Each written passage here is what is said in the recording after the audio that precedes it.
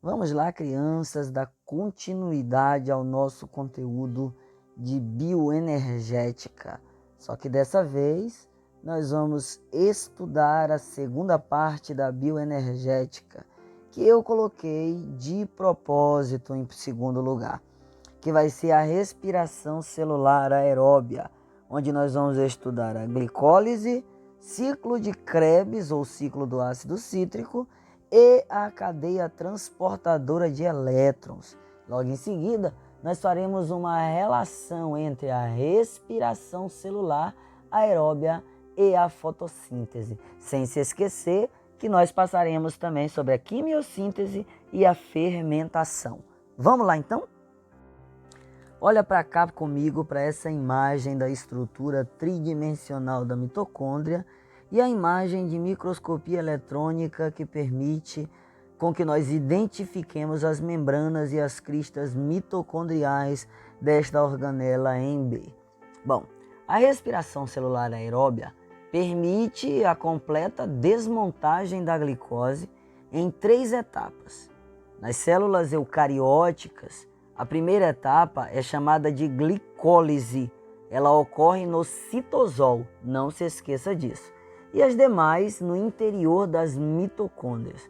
As mitocôndrias são organelas delimitadas por 2 membranas, uma mais externa, que é lisa, e uma mais interna, que forma numerosas dobras, que são as cristas mitocondriais. O espaço interno é ocupado pela matriz mitocondrial.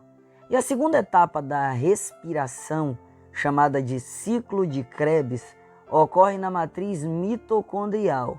A terceira, por sua vez, que é a cadeia transportadora de elétrons, acontece nas cristas mitocondriais. Por favor, não esquecer que as mitocôndrias são as únicas organelas das células eucarióticas, tanto de vegetais quanto de animais e também de alguns protozoários, que apresentam DNA próprio. Isso quer dizer que essa organela tem a capacidade de duplicar o seu material genético, também de produzir as suas próprias proteínas, comprovando a teoria da endossimbiose. Lembra dessa teoria? Se não se lembrar, me pergunta no PV ou dá uma pesquisadinha para você aprender mais. Além disso, a mitocôndria também tem bicamada fosfolipídica. Então vamos lá para a glicólise. A glicólise é a primeira etapa da respiração celular aeróbia. Como eu disse, ela ocorre no citosol e ela tem cerca de 10 reações consecutivas que não nos interessa no momento aprendê-las. O que é importante na glicólise, são os 3 eventos fundamentais que acontecem. Anota aí para não esquecer. Primeiro, o fracionamento da molécula de glicose. Lembra que a glicose ela é uma molécula que apresenta 6 átomos de carbono. Ela, dentro dos carboidratos, ela é a exose mais importante, porque a partir dela nós produzimos ATP. Então ela tem 6 moléculas de carbono e ela é quebrada em 2 moléculas de ácido pirúvico. Este ácido pirúvico, por sua vez, cada um vai ter 3 átomos de carbono. Esse é o primeiro evento que tu não deve esquecer. Se lembra que a glicose é um monossacarídeo. Portanto, monossacarídeos, quando quebrados, não geram outros monossacarídeos. Ou seja, quando a glicose é quebrada, ela apenas gera ácido pirúvico. Outro evento que tu não deve esquecer também na glicólise é a transferência de átomos de hidrogênio ricos em energia para moléculas de NAD+. NAD+, que significa nicotinamida adenina dinucleotídeo. Essa molécula é muito semelhante ao NADP+, usado na fotossíntese. O NAD+, é um aceptor de hidrogênios. Ele vai ser reduzido a NADH. Durante o processo da glicólise, serão formados 2 NADH, que posteriormente serão transferidos para a cadeia transportadora de elétrons da respiração celular aeróbia. Então anota aí o segundo evento. O terceiro evento, por sua vez, vai ser a utilização de parte da energia liberada para a produção de ATP. Perceba que para que a molécula de glicose seja quebrada, é necessário o consumo de 2 moléculas de ATP. Mas no final são formadas 4. Então houve um rendimento energético de 2 moléculas de ATP. Então os 3 eventos são fracionamento da glicose, transformando-se em 2 ácidos pirúvicos, transferência de átomos de hidrogênio para moléculas de NAD+, convertendo-as em NADH, e a utilização de 2 ATP, mas forma-se 4, então eu tenho um rendimento de 2. Perfeito? Na atmosfera primitiva, crianças, provavelmente não havia oxigênio, ou sua quantidade era mínima. Assim, os primeiros organismos ancestrais de todos os nós atuais, no caso, teriam sido anaeróbios. Como seu conjunto de enzimas permitia a utilização da energia química presente em moléculas orgânicas, foi conservado em todas as formas de vida. Ou seja, a teoria mais aceita na atualidade é que os primeiros seres vivos teriam sido, sim, anaeróbios. Então, como uma ou outra exceção, os passos da glicólise são os mesmos tanto em um fungo, como em uma bactéria, em uma goiabeira, numa mangueira ou em um ser humano. Os passos da glicólise não mudam desde os seres vivos ancestrais que originaram os atuais. Perfeito? Vamos seguir então. Tu percebeu o que eu acabei de te falar? Os primeiros seres que existiam, segundo a teoria, eram anaeróbios. O que eu quero te dizer com isso? Que o processo da glicólise até agora que nós estudamos ocorreu sem a presença do gás oxigênio. O que isso quer dizer? Que o processo da glicólise é anaeróbio. Nunca te esqueça disso, tá certo? Vamos seguir. Ciclo de Krebs ou ciclo do ácido cítrico. Uma vez formado o ácido pirúvico, na verdade, quantas moléculas são? 2. Uma glicose gera 2 ácidos pirúvicos.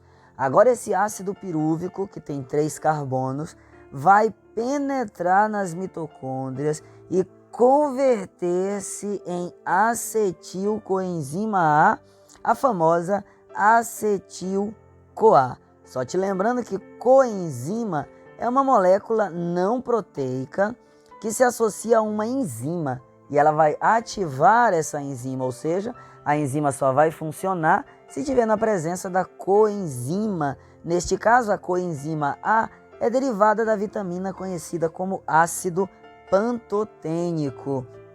Para cada molécula, então, de ácido pirúvico convertida em acetil-CoA, um átomo de carbono é eliminado na forma de gás carbônico, de CO2. Não se esqueça disso, crianças. O produto da nossa respiração celular, que nós exalamos, é o gás carbônico. Então ele é formado exatamente neste processo. Nesse processo também, átomos de hidrogênio são liberados e eles vão ser recolhidos, adivinha por quem? Pelo NAD+, que vai formar novamente NADH, conforme tu pode observar na imagem aí, tá certo? Alimentado então pela acetil-CoA, uma sequência cíclica de reações químicas é movimentada nas mitocôndrias. Esse é o ciclo dos ácidos tricarboxílicos, conhecido popularmente como ciclo de Krebs ou ciclo do ácido cítrico.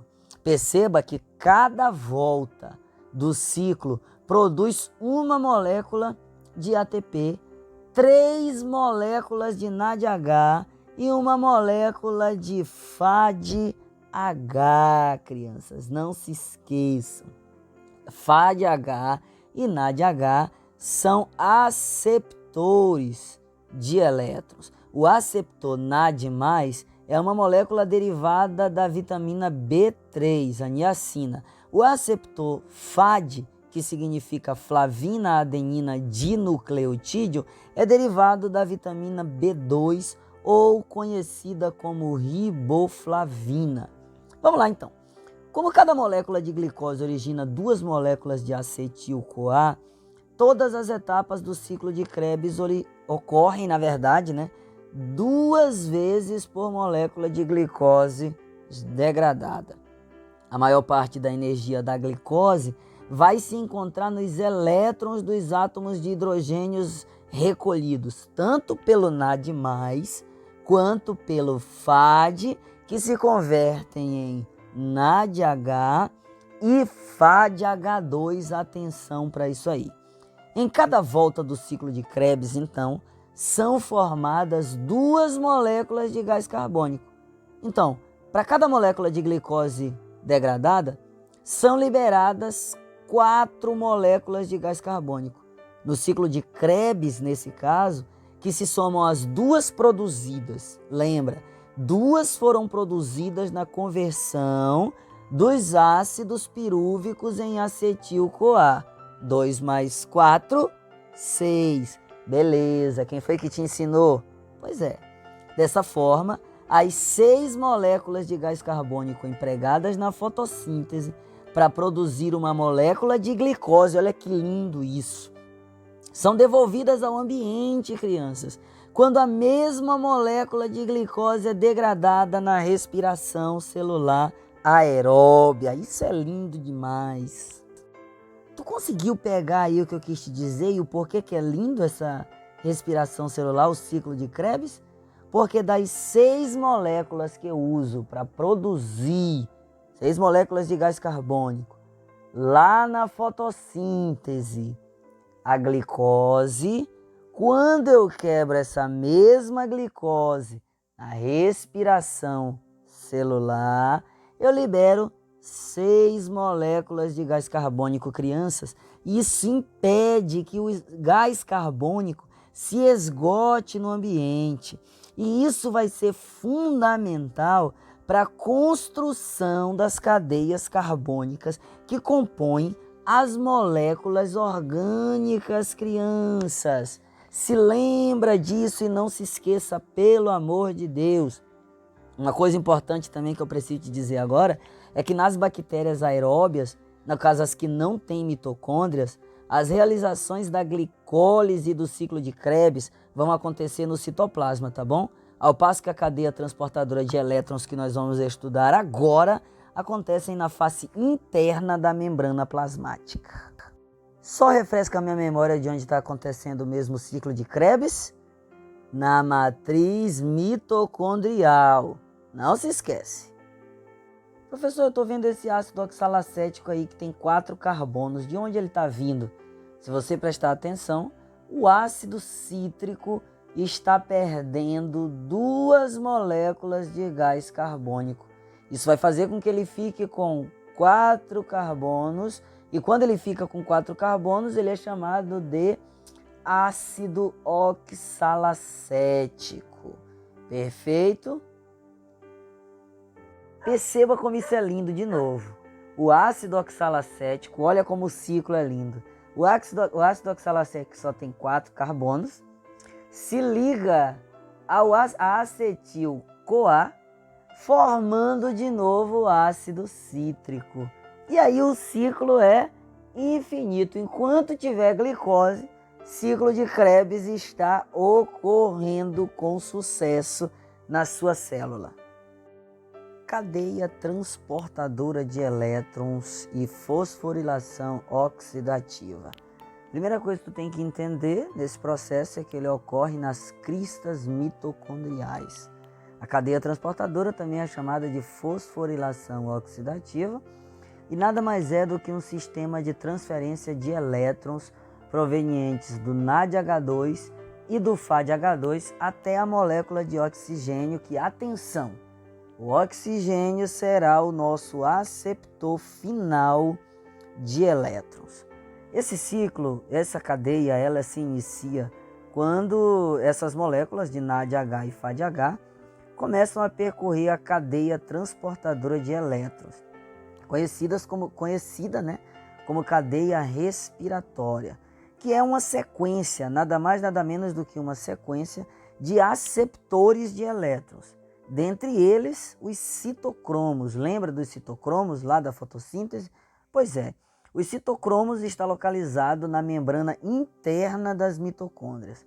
Cada citocromo é uma grande molécula de proteína, crianças, que apresenta um anel central com um átomo de ferro. Esse átomo de ferro aí, junto com o citocromo, é chamado de grupo M, que é o mesmo encontrado na hemoglobina. Por isso o ferro é importante na cadeia transportadora de elétrons. A passagem de elétrons pelos citocromos libera energia. Essa energia é usada para concentrar prótons de hidrogênio no espaço das intermembranas mitocondriais. Quando há o retorno dos prótons de hidrogênio para a matriz mitocondrial, ela ocorre por meio de um complexo de proteínas. Essa proteína, tu não deve esquecer o nome dela. Ela é denominada ATP sintase, que está presente na membrana interna da mitocôndria. Na passagem dos prótons de hidrogênio, a energia potencial de difusão é convertida em energia mecânica, que faz o complexo ATP sintase girar como uma turbina de uma usina hidrelétrica e gerar energia química para a produção de ATP. Ao final da cadeia respiratória, crianças, não se esqueçam, os elétrons do hidrogênio e os prótons hidrogênio, ou seja, H+, são recolhidos pelo oxigênio. Isto vai formar a molécula de água. Por isso que nós liberamos água no processo de respiração celular. Como o oxigênio, então, é o aceptor final de elétrons, a produção de ATP é conhecida como fosforilação oxidativa, conforme tu pode observar na imagem. Aqui eu quero abrir um parêntese com vocês e algo importante que exige atenção também nesse momento. O cianeto, crianças, que foi muito utilizado antigamente para envenenamento de pessoas, ele inibe que moléculas de ferro, moléculas que contêm, na verdade, o ferro 3+, particularmente aí o citocromo A3, anotem isso, que é o último da cadeia respiratória, tu pode observar na imagem, ele impede, na verdade, a passagem dos elétrons pelo citocromo. E toda a cadeia respiratória ela vai ser interrompida. E aí eu vou ter parada na produção de ATP. Da mesma forma, a falta de oxigênio nas células, chamadas de anóxia, também anotem isso, interrompe a cadeia respiratória e a fosforilação oxidativa. Pode levar o indivíduo à morte por asfixia. E isso já caiu em vários vestibulares, incluindo o Enem. Diante do que nós vimos, vamos para o balanço energético da respiração celular aeróbia. A primeira coisa que tu tem que entender é que, para cada NADH que libera seus elétrons na cadeia respiratória, 3 moléculas de ATP são produzidas. Enquanto que para cada FADH que libera seus elétrons na cadeia respiratória, apenas 2 moléculas de ATP são produzidas. Vamos lá então para o resultado final da respiração celular a partir de uma molécula de glicose. Tu se lembra que durante a glicólise, 2 moléculas de NADH são formadas. Bom, como a glicólise ocorre no citosol, e a membrana externa das mitocôndrias é impermeável ao NADH, existem certos mecanismos de transporte que transferem elétrons do hidrogênio para o interior das mitocôndrias. Essa passagem, porém, tem um custo de energia, que equivale a 1 ATP para cada molécula de NADH.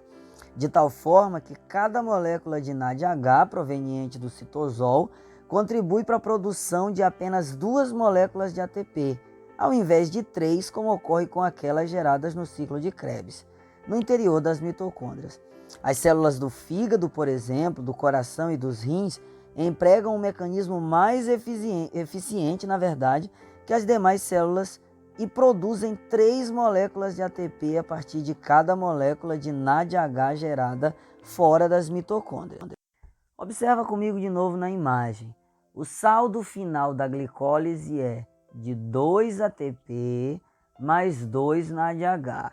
Como cada NADH equivale a 3 ATP, 2 mais 2 vezes 3 equivalem a 8 ATP.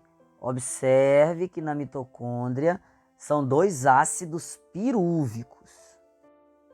Observe também que para conversão de ácido pirúvico em coenzima A, são produzidos aí, ou é produzido, um NADH.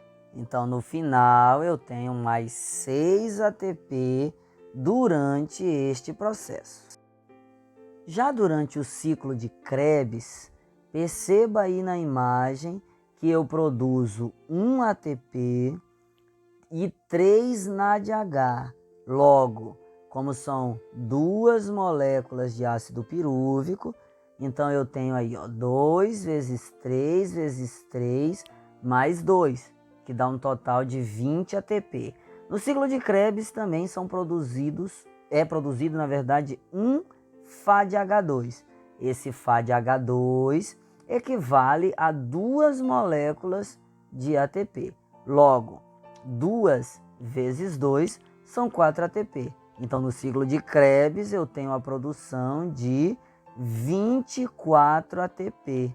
E, por fim, nós temos aí, ao final da cadeia transportadora de elétrons, 8 da glicólise, 6 da conversão de ácido pirúvico em acetil-CoA e 24 do ciclo de Krebs, originando 38 ATP como gasto, ou como saldo, na verdade, final da respiração celular. Crianças, atenção! Estudos mais recentes aí, sugerem que esses dados que a gente estudou até agora estão errados. Segundo novos dados aí na cadeia transportadora de elétrons, cada NAD gera 2,5 ATP e cada FAD gera 1,5 ATP. Então dá um total de 28. Assim, cada molécula de glicose que será degradada aí no processo produz de 30 a 32 moléculas de ATP e não 36 ou 38 como nós aprendemos até agora. Fica ligado nisso daí. Para fechar esse assunto, vamos fazer uma relação entre a fotossíntese e a respiração. Vamos lá. Enquanto na fotossíntese a molécula de água vai ser desmontada pela luz, ou seja, vai acontecer a fotólise da água, e os seus átomos de hidrogênio serão energizados e ligados a uma cadeia de 6 átomos de carbonos provenientes lá do gás carbônico para sintetizar a glicose, o oxigênio, que é outro produto da fotólise, é liberado para o ambiente. Já na respiração celular aeróbia, os átomos de hidrogênio da glicose, agora excitados na fotossíntese, vão gradativamente perdendo energia até serem removidos pelo oxigênio.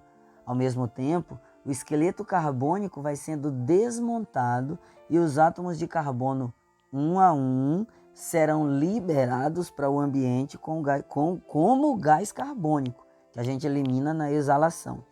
Os dois processos, tanto a fotossíntese quanto a respiração aeróbia, são interdependentes. Ambos se completam e fecham esse enorme ciclo de matéria e energia numa alucinante dança de átomos continuamente excitados pela luz do sol e em seguida exauridos. Crianças, no mais, estudem bastante essa aula, tu viu que não é essa garapa toda, e façam as atividades propostas do livro. Um abraço para vocês e estudem bastante. Vou mandar uma bateria de exercício para vocês, tá bom? Não se preocupem. Ou vai ser no plural ou vai ser PDF. Só aguardem também. Bons estudos.